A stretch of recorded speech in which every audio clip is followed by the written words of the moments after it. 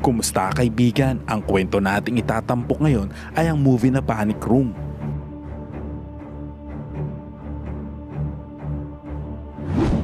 Ngunit bago natin ito simulan, ay maaari ba akong makahingi ng pabor? Pakilike naman ang videong ito at pasubscribe na rin sa aking channel. I-click mo na rin ang notification bell. Muli maraming salamat kaibigan. Nagsimula ang eksena kay Meg Altman, isang babaeng kakahiwalay pa lamang sa kanyang asawa. Kasalukuyan siyang naghahanap ng bahay na matitirahan sa New York, kasama ang kanyang 12 taong gulang na anak na babae, na si Sarah. Nang nakahanap siya ng listahan ng mga paupahang bahay, agad nila itong binisita. Malaki ang bahay, inilibot siya ng agent sa loob ng bawat kwarto. Binanggit din ito ang tungkol sa dating may-ari na kamamatay pa lamang, ilang buwan na ang nakakaraan, at isa itong milyonaryo. Nagustuhan ni Meg ang bahay at nalaman niya din na ang bahay ay na-renovate na ng ilang beses. Nagtuloy sila sa bedroom, at ipinakita sa kanya ang panic room na nakatago. Pina-install ito ng dating may-ari para sa kanilang seguridad mula sa mga maaring manloob, at sa silid ay pinatibay ng konkreto at bakal lahat ng panig, at mayroon itong isang makapal na bakal na pinto. Mayroon din itong isang linya ng telepono na hindi nakakonekta sa main line at isang malawak na security system na may mga kamera na minomonitor ang bawat sulok ng bahay. Sa huli, kinuha ni Meg ang bahay at lumipat ng sumunod na araw. Nang gabing iyon, nag-ayos sila ng ilang kagamitan sa bahay at dumaan si Meg sa home security manual at inactivate ang security camera na maaring mamonitor mula sa panic room. Pagkatapos ay natulog na siya. Makalipas ang ilang oras, makikitang may mga lalaking nakatayo sa labas ng bahay at sinusubukang pumasok sa loob, ngunit ang mga pinto ay nakalock. Isa sa kanila si Burnham, nagawa nitong sirain ang gate ng bahay mula sa unang palapag. Pagpasok sa loob, tiningnan niya ang kapaligiran at nagulat siya nang bigla niyang makita na may natutulog na bata. Bumaba agad si Burnham upang papasukin si Junior, ang apo ng dating may-ari ng bahay, at si Raul na isang small-time na magnanakaw. Nagulat si Junior na may tao sa loob ng bahay. Iminungkahi ni Burnham na dapat na silang umalis, ngunit kinumbinsi siya ni Junior na kaya nilang tapusin ang plano basta bahala si Raul sa mag-ina. Samantala, nagising si Meg at binuksan ang ilaw sa panic room bago pumunta sa washroom. Nag-aalala si Junior sa binabalak na pag-alis ni Burnham, dahil alam niyang hindi niya magagawa ang pagnanakaw ng walang tulong nito. Sinabi niya din dito na maraming pera sa loob ng bahay at nangakong wala silang sasaktan na tao. Walang nagawa si Burnham kundi sumang-ayon dito, dahil siya mismo ay nangangailangan din ng malaking halaga ng pera. Nagpasya silang magpatuloy sa kanilang plano at tumungo sa itaas. Samantala, nakabalik na si Meg sa kanyang kama, ngunit ang ilaw na nanggagaling sa panic room ay nakakaistorbo sa kanya. Bumangon siya muli at pinatay ang ilaw. Subalit nakita niya sa monitor ng security cam ang pag-akyat ng 3 lalaki sa hagdanan. Mabilis siyang tumakbo papunta kay Sarah, ngunit nakita siya ng 3 at agad siyang sinundan. Agad niyang ginising si Sarah at sabay silang lumabas ng kwarto, pero hinabol sila ni Raul. Mabilis naman silang pumasok sa elevator at nagtungo sa ground floor. Sinubukan naman ni Junior na buksan ang elevator ngunit hindi ito gumana at tumakbo ito pababa ng hagdan upang hulihin sila. Samantala, sinabi ni Sarah kay Meg na dapat silang pumunta sa panic room, kaya gumawa sila ng isang emergency stop at mabilis na tumungo sa panic room. Agad na pumasok ang mag-ina sa kwarto at mabilis na inilak ang pinto bago pa sila mahuli ni Junior. Dismayado at nanlalambot si Meg sa mga pangyayari. Sinubukan niyang tawagan ang pulis ngunit napagtanto niyang iba ang linya ng mga ito. Nag-aalala si Junior na baka tumawag nga ito ng mga pulis pero si Burnham ay tiwala na hindi gumagana ang mga telepono. Dahil si Burnham ay isang empleyado ng security company, at nakita niya mismo sa mga papeles mula sa kumpanya na hindi nakakonekta ang mga telepono dito.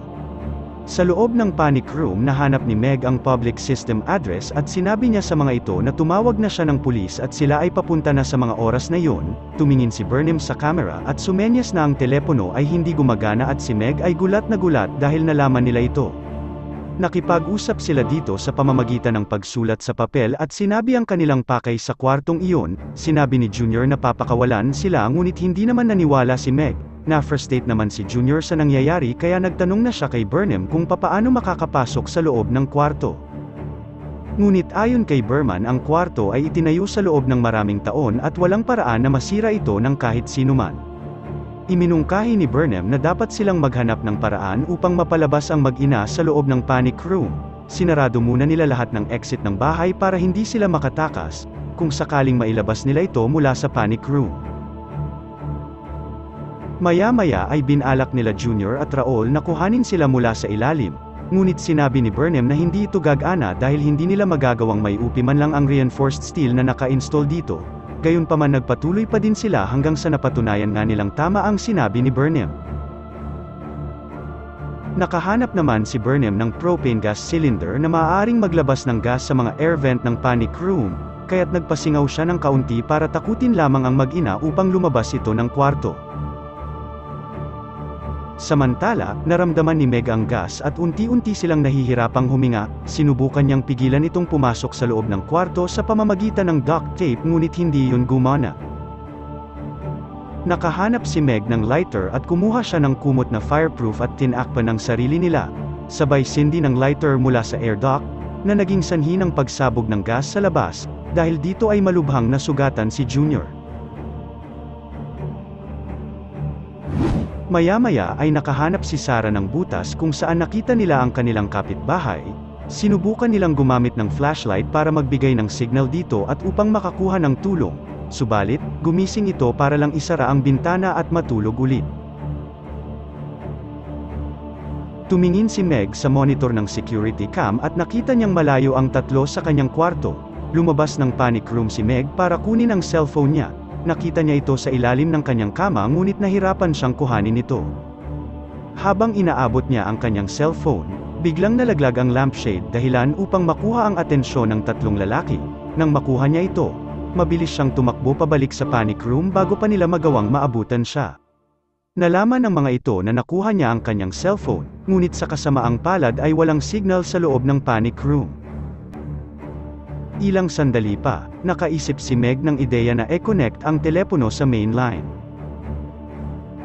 Habang hinahanap niya ang main line, palaisipan naman kay Burnham ang kanyang ginagawa, hanggang sa naisip niya na ikinokonekta nito ang telepono sa main line, agad naman siyang bumaba sa basement upang putulin ang linya nito. Matagumpay namang natawagan ni Meg ang kanyang ex-husband na si Steven, agad niyang pinaliwanag dito ang tungkol sa kanilang sitwasyon. Sa mga sandaling iyon, sinira ni Raul at Burnham ang linya ng telepono dahilan upang biglang maputol ang pag-uusap ng dalawa. Pagkatapos ng maraming pagkabigong buksan ang panic room, at pagdurusa sa matinding sakit na nararamdaman, sumuko na si Junior sa pagnanakaw at nagpasya na umalis na lamang. Balak niyang sabihin sa kanyang extended family ang tungkol sa panic room para makuha ang pera.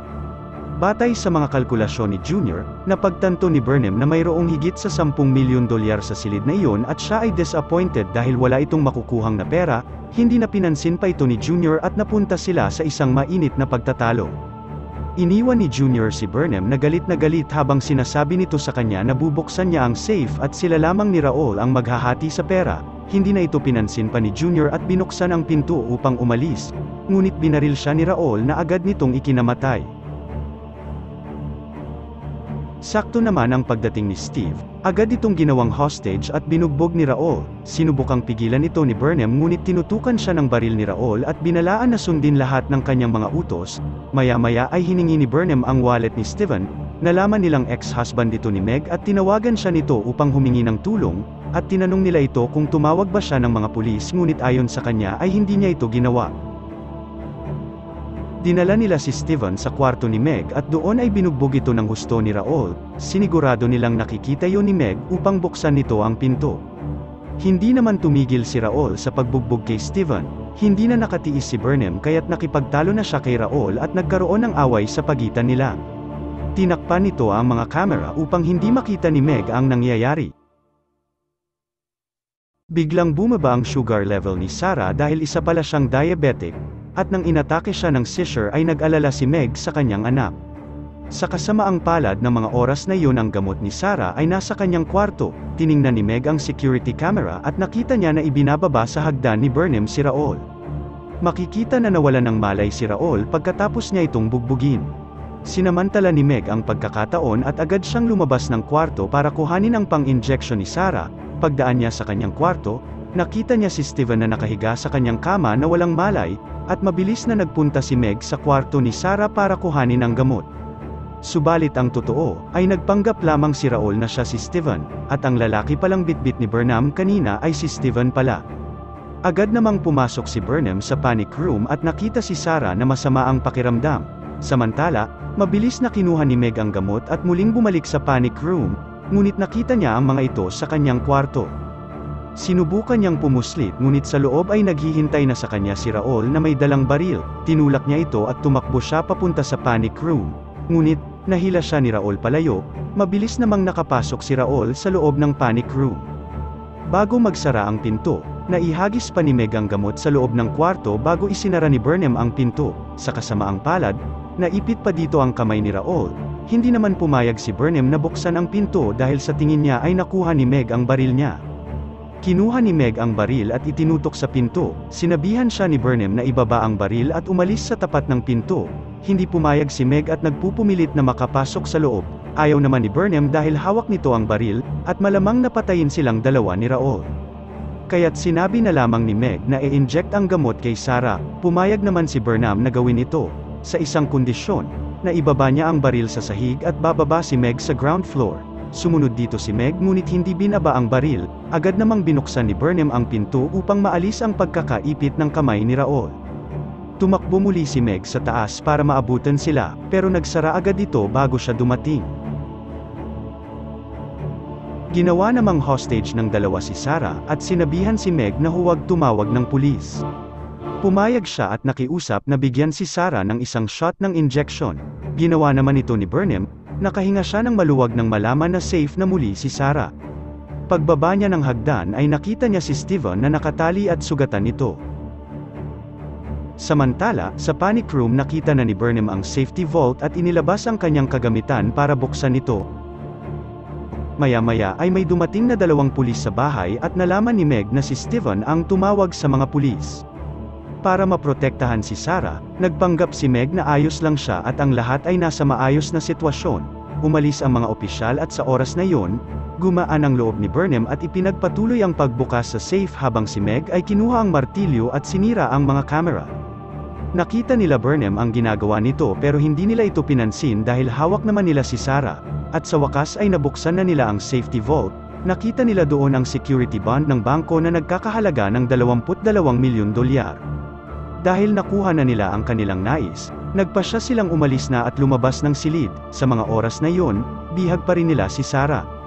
Pagbaba nila sa hagdan, nakita nila si Steven na nakatutok ang baril sa kanila. Sinabi nito na pakawalan ang kanyang anak, habang si Raul ng mga sandaling iyon ay nakatago sa likod ni Sarah.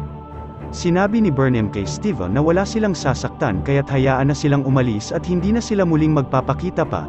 Nung malapit ng pakawalan si Sarah, bigla namang lumabas si Meg galing sa likod, at dala ang isang malaking martilyo. Agad nitong pinukpok si Raul dahilan upang ito ay malaglag sa hagdanan. Nakakuha naman ng pagkakataong tumakas si Burnham, samantalang si Raul na sugatan ay nakuha pang gumapang pabalik at inatake si Meg. Si Steven ng mga sandaling iyon ay hindi makatama ng baril dahil sa nabali nitong braso, kaya nagawa ni Raul na talunin ang dalawa. Nang marinig ni Burnham ang hiyawan na nangyayari, bumalik agad ito at nakita niya na hahatawin na ni Raul si Meg ng martilyo sa ulo kaya agad na pinaputukan nito ni Burnham si Raul na naging dahilan ng pagkamatay nito. Mabilis namang tumakbo ito sa likod bahay upang makatakas. Pagkatapos ay may dumating na mga pulis, naghinala ang mga ito na may nangyayaring hindi maganda sa loob ng bahay ni Meg kaya't binalikan nila ito. Samantala sa likod bahay, nahuli nila si Burnham habang umaakyat sa pader. Inutusan nila itong bitawan ang kanyang mga hawak sa kanyang kamay.